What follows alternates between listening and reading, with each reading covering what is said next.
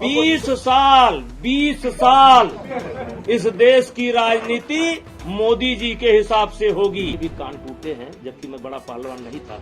मेरे पिताजी भी कुश्ती लड़ते थे, मेरे बाबा भी कुश्ती लड़ते थे। पहले ये गांव में ये जिम नहीं होता था। जब चुनाव हो गया तो दबदबा है कि नहीं है वो साबित हो गया, काम खत्म हो गया।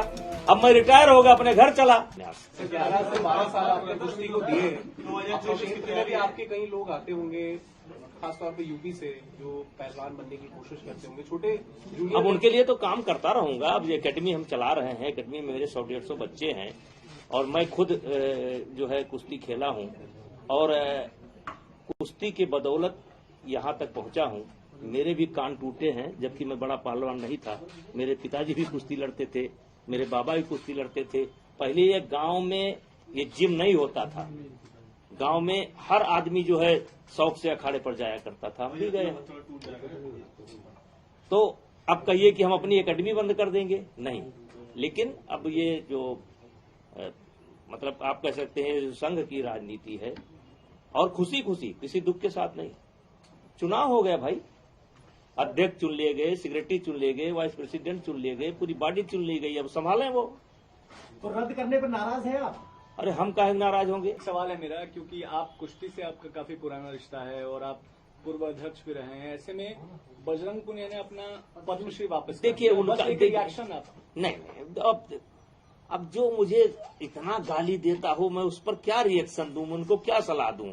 वो उनका निर्णय है, उसमें हम उनको कोई सलाह नहीं दे सकते। सड़क पर छोड़कर आगे पद्मश्री। अब ये मेरा विषय नहीं है। आपको दुख हुआ वो देख के? देश ने सम्मान दिया था उनको। अब ये उन्हीं से पूछिए, हमारा विषय नहीं है। ऐसा कहा जा रहा है विभूषण जी की ये नया फ्रंट खुल जाता, विरोध प्रदर्शन हो रहा था, साक्षी मलिक का इस्तीफा, और तो उससे सरकार को असर पड़ रहा था, इसलिए ये कदम लिया गया। अब ये हम नहीं बता सकते, ये हमारा विषय नहीं है। सर 2024 के चुनाव अब आने वाले हैं। एक तरीके से इंडिया ब्लॉक जो है वो एक बीजेपी के खिलाफ एक कैंडिडेट खड़ा करने के लिए है कि शायद समाजवादी पार्टी और कांग्रेस मिलकर के चुनाव लड़े।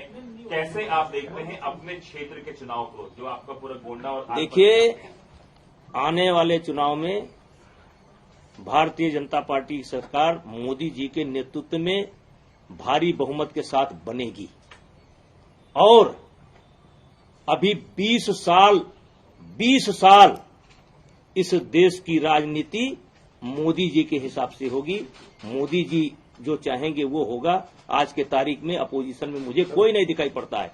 कम से कम 20 साल अभी मोदी जी ही इस देश के नेता रहेंगे।